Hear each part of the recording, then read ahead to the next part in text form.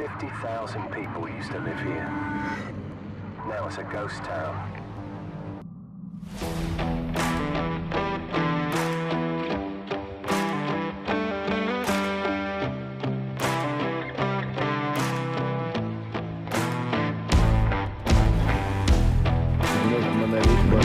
There's a stingray mine up here on the weekend.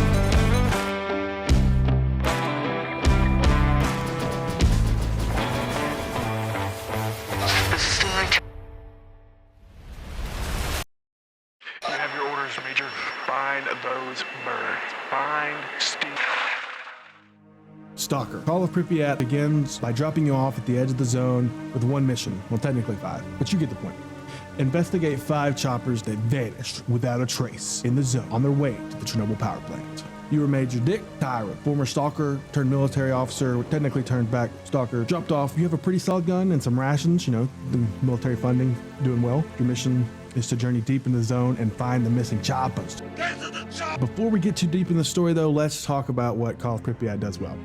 Call of Pripyat takes a lot of the features that made Shadow of Chernobyl and Clear Sky great and basically eliminated a lot of the bugs and the clunk that turns us into a great game. As far as vanilla Stalker goes, this is the most refined and clean experience I think GSC could have made.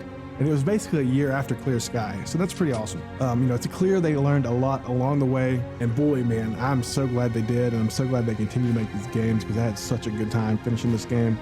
All the guns, including pistols. Pistols have irons now, which is amazing. I don't like the giant crosshair lines in the middle of my screen. I feel like I almost had to use them in Clear Sky. I don't quite feel that way anymore, at least for Call of Pripyat.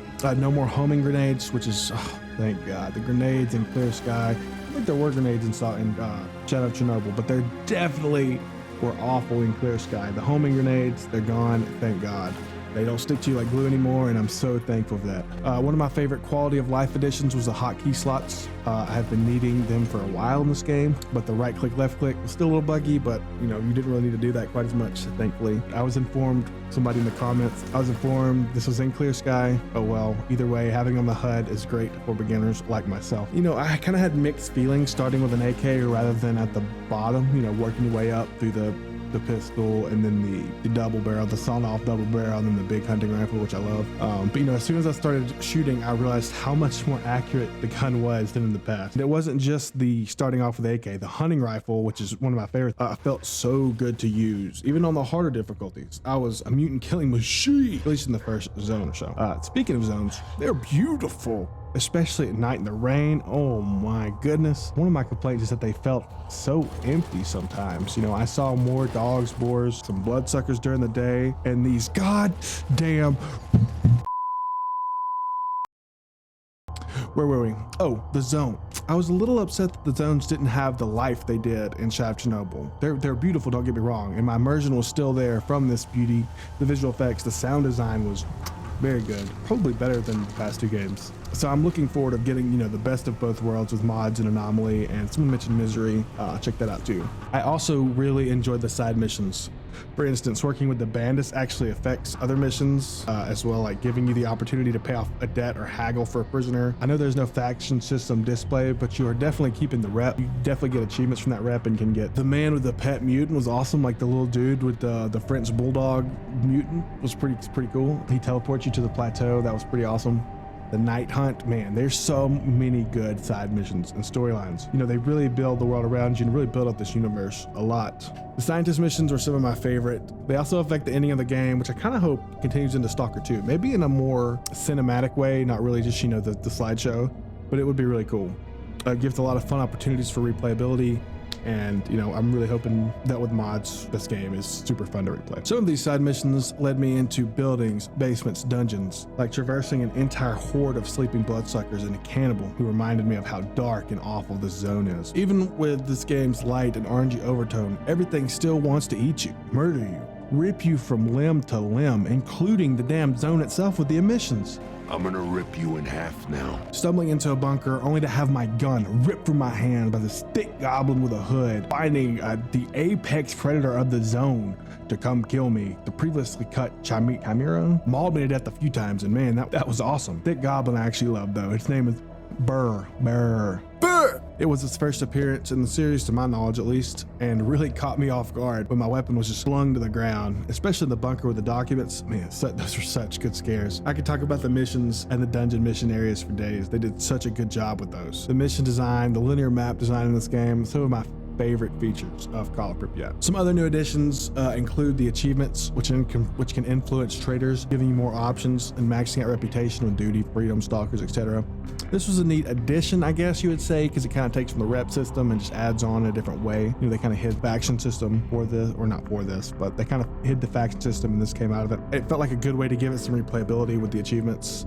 Some of these helped you with artifacts, which I loved hunting in this game. They did a great job making it a puzzle and a mystery or a search kind of. My only complaint is that it was too easy. And I mean way too easy, especially if you're farming them for money. They do have a solid foundation of artifact hunting, so I'm looking forward to seeing them in Anomaly and Stalker 2. I'm really excited to see where they take it in Stalker 2. I personally am a pretty big fan of detective-esque missions in games, or just kind of, you know, the missions that leave you to solve the problem on your own. You know, you have to figure it out. I enjoy the old Batman Arkham games for that reason. And in this game, there's some missions that gave me that same detective stimulation vibe as the Arkham games. For instance, the missing Stalker's quest, everything leading up to the dock cranes and finding Trimmer and him talking about his hemophilia. Like, Jesus, what a good quest line that was. And what a fucking ending, dude. You want to talk about how dark and fucked up this world or the zone is? Man. Speaking of quests, I really enjoyed the impact you could make on the ending slideshow, the ending of the game. Not necessarily multiple endings like South of Chernobyl, which was cool,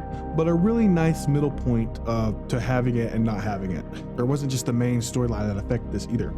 A lot of what you did, the side quests and factions, can be seen at the end as well. For now, let's focus on the main story though. It's great. The story overall was great. Questioning people about the choppers and helping people try to figure out what happened. It truly felt like an epic journey for the first two zones, especially if you soak some time in with the side missions. They did a good job of balancing a lot of the open world missions and then the linear dungeons. Like the underground road to Pripyat was incredible.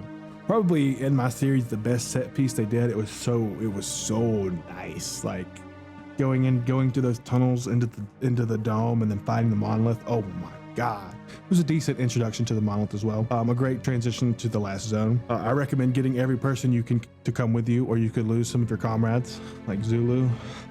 Man, fucking Zulu, man. It's been a long day without. However, once I got to Pripyat, I was honestly a little underwhelmed. The whole game builds it up to be this horrifying place that nobody would dare step foot in. In actuality, it kind of just seemed like a ghost town. There's really only you, the military, or I guess you are the military, and the monolith with mutants and zombies scattered around, a couple, you know, maybe some snorks hippity hopping around. But it's kind of empty. It was beautiful, don't get me wrong. And some of the effects, like the green anomaly just going back and forth along the wire, that was so cool. The ending felt like they took the annoying from Clear Skies and mixed it with Shadow of Chernobyl for a nice, a little buggy, kind of annoying journey to evacuate the group and save Operation Fairway. Thank goodness for S.t.a.l.k.e.r coming back and saving everyone once again.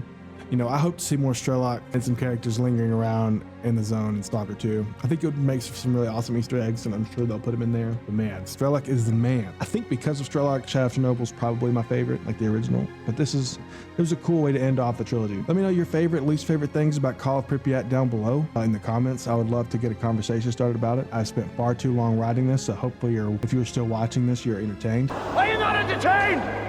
Hope you are entertained enough to give it a thumbs up or maybe subscribe. I'm about to dive deep into Stalker Anomaly once I get this video out. Maybe play some other games. There's other Stalker themed games, maybe some DayZ, I don't know. Maybe play some Dead Island 2. It just came out. Hopefully it's not a big letdown. I'd also like to thank all of you who subscribed. I think we just hit 30 subscribers. It's freaking awesome. You know, I started making these videos just to have conversations. And man, there's been some cool people in the comments. So definitely go down there, leave a comment. It's probably my favorite part of making these is just talking to people. But thank you guys for subscribing. 30 subscribers is huge. You know, we have, 800 views on some videos. We only have 3 videos, so that's awesome. So thank you guys. I'm going to keep doing this, and hopefully you'll keep coming by. Thank you for joining me on this trip to the zone. Here's to many more. This has been Loner JB. Good night.